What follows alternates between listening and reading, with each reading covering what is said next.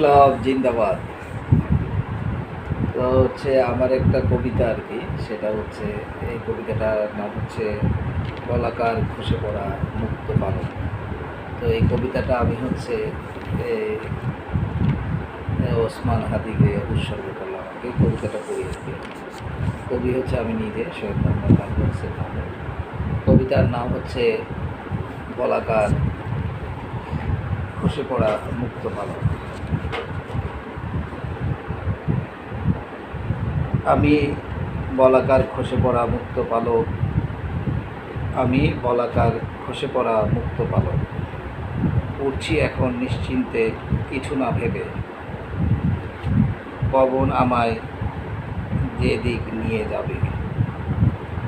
যদি নদীতে পড়ি ভেসে বেড়াবো অথই জলে, যদি মরুভূমিতে পড়ি ধুলো আর গরমে বিবর্ণ হব,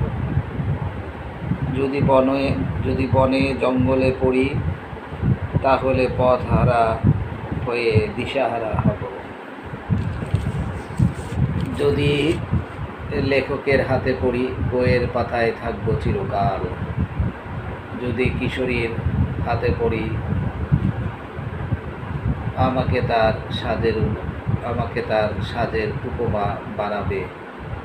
আমি শুনেছি দেখেছি বলাকা আর পালক হয়ে, শুনেছি নদীর কূলের কথা, দেখেছি গায়ের বধূর সাজ, শুনেছি স্বপ্নহারা মানুষের হাহাকার, দেখেছি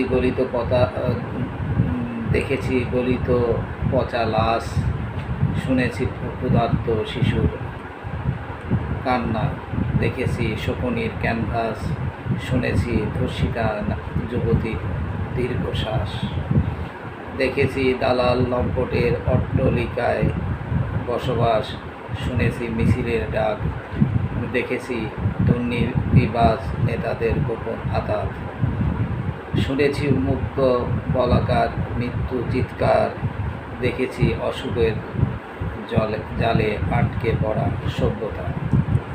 তো কবিতাটা আরেকবার পড়ি, অনেকদিন পরে পড়িতে তখন একটু লাইন ছাড়া হয়ে যায়। কবিতার নাম হচ্ছে বলাকার খসে পড়া মুক্ত পালক। কবি আমি নিজে, সৈয়দ মোহাম্মদ আবুল হোসেন। কবিতাটা আমি হচ্ছে ওসমান হাদিকে হচ্ছে উৎসর্গ করলাম। ইনকলাব জিন্দাবাদ। আমি বলাকার খসে পড়া মুক্ত পালক, উড়ছি এখন নিশ্চিন্তে কিছু না ভেবে, পবন আমায় যেদিক নিয়ে যাবে। যদি নদীতে পড়ি ভেসে